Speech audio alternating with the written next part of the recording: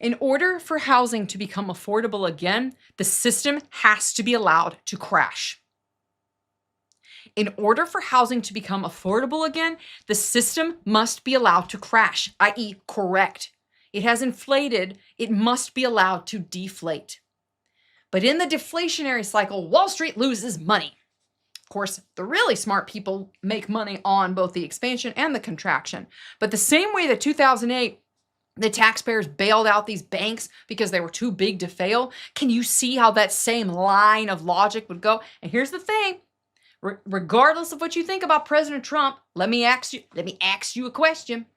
What is President Trump's industrial background, friends? 2 words: real estate. So I could potentially see, I would love to be wrong on this, but I could potentially see the case being made that these large Wall Street companies who have bought up all of these single-family homes to rent people into poverty and misery with, that they're too big to fail because it would cause housing insecurity, when actually they need to fail. These companies who have outcompeted people who can bid 40, 50, 60% more than your average Jane and Joe looking for an 1,100 square foot starter home. These companies who had all this money to throw in to profit on the upside, they need to freaking burn on the downside. That is free market economy. That risk is taken and profits are the reward for risk. But you don't get to profit and have no risk and have your risk undergirded by the taxpayer. That's freaking fascism. That is crony capitalism. So until that correction is allowed to happen, this next generation has no hope, friends, of having a home. And that is heartbreaking for me to say, because you know what happens here? As much as some generations, and I hate like looping people into some like generic categorization, but it's the truth, okay? Generations have stereotypes that exist because there's aggregate data of common experience. And the aggregate data of common experience from boomer to millennial, from boomer to Gen Zer, is that there's this friction that the millennial and Gen Zer is, in some cases, envious and covetous of the boomer, but the boomer is not immune to things. The boomer, in many cases, says that they're lazy when really the data says, no, they're not. Their money's just been debased into nothing. So the problem is that oftentimes the older generation that has the larger homes doesn't want to have their kids move back in, or maybe they do. I know a lot of people, for instance, in the comments section who have said, that their children, or adult children, have moved back home. Their grandkids are there and they help with grandkids and childcare because they know their kids can't afford childcare. There's a lot of good people who are effectively saying there ain't no way for the next generation to make it unless we huddle together and have multi-generational living again. That is effectively the solution, I think, in the short term. And if you look at the U.S. Census data from generations prior, multi-generational living was very common. That's how people ensured that their family members had care before they sent them away all to the old folks' home. And I think that's really the future. Unless the housing market is allowed to correct, there is no hope. There is no hope for the younger generation to be able to afford homes. And this nonsense from these realtors saying, oh, the Fed needs to reduce rates. Bull. No. The rate has very little to do with it. The price is enduring. And they'll even tell you this, like, buy the house, date the rate, The issue is that people can't afford these houses as it is. One of the things that I think we're going to have to see is that the restrictions in coding are going to have to be loosened in areas in order for smaller houses to be built, and also for houses to be able to return to a smaller footprint. But young people aren't having these large families anymore, frankly, because they can't afford it. It's not because they don't want them necessarily. Some people are in that situation, but a lot of people are not having families because they simply refuse to impoverish their children. And I can see that. I can understand that.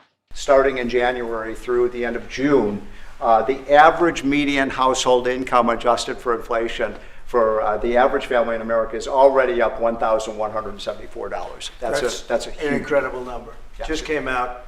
Every person who sits in office, every president who sits in office is going to want rosy numbers and happy figures, so that way it doesn't look like a recession happened on their watch.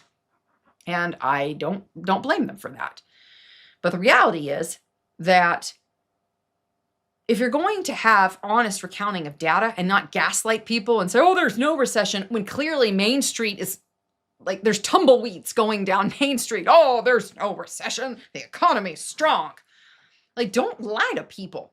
Guys, I don't know if you're aware of this, but the jobs report for, what was it, a month ago in 2025?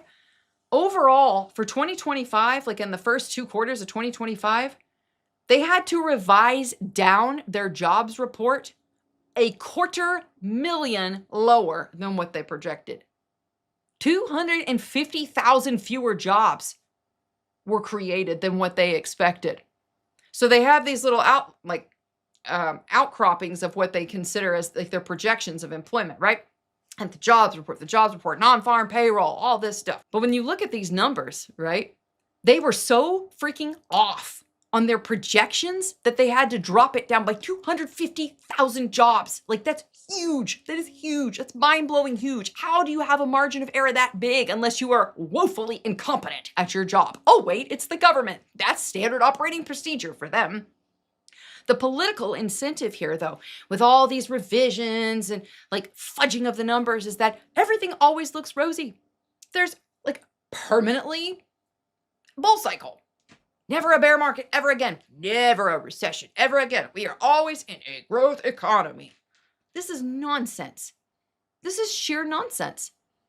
It reminds me, actually, and several of you will either know or have family who are friends who have grown up in communist regimes who came here to the United States. Having friends who came here from Argentina, from Cuba, from the USSR, they all have common narratives when it comes to what they experienced at the time, that things will be awful. So their governments, this entire time, the governments will be telling people, oh, everything's great. Like the production of the USSR, we are making like good production of tractors, combines, whatever. That's my awful Russian accent. I beg your pardon for those Russian speakers in the audience, because I'm sure it was pretty atrocious. Nonetheless, the reality is that when a government is telling you that these numbers don't lie and they're just going to make up the narrative and you better sit down, shut up and believe it, that hurts everybody, except the people at the top who have the insider trading knowledge to allow them to profit prolifically from the true information. But the reality is that this hits people at a very deep emotional place. So it does not allow true discovery, like price discovery in the market. It doesn't allow people to have good information to make solid choices for their families and their future by having a government lie to them about these numbers. It doesn't help business, for sure, because business is relying upon good numbers and good data in order to make capital investments and hire employees, et cetera. It doesn't help them. And I'll tell you who it really, really hurts. The lie that we're not in a recession and the suppression of this information, it really hurts good men in particular and families. And why do I say that? Because a righteous man, and they are, thank God they exist, a righteous man has a desire to protect and provide for his family. And when you look at the evolution of our nation and the way that the role of masculine men has been trodden upon, this is really like the nail in the coffin. Because you're going to tell a man, first off, that with NAFTA, and Ross Perot was right about it, friends. I remember that debate. I remember it. You're going to tell a man, an honest laborer here in the United States, that somebody else is going to do it, for a third of the price, and it's okay. Like, he'll just suck it up and learn to code effectively. So men really took it. Like, they took it on the chin with NAFTA moving forward, to the point now where most people, unless you were blessed and living frugally, find it very difficult to pay for all of their household expenses on one income. It is possible, but it requires a lot of faith and a lot of frugality to do so. Men took that hit in NAFTA. And now, throughout the development of this economy that increasingly has taken away the traditional areas that men succeed at because of the way that their brains are. When you look at, for instance, building, manufacturing, like the male brain is designed to do things based on what he is adapted to thrive over and to keep alive with, his family alive with over, thousands of years of the millennia. So we've told him now that he's less and less valuable, that the American man is less valuable than, for instance, the Mexican, who's now going to be building the cars that he's expected to buy, by the way. And then also that the American man who has now learned to code is now being shoved out of the way with artificial intelligence.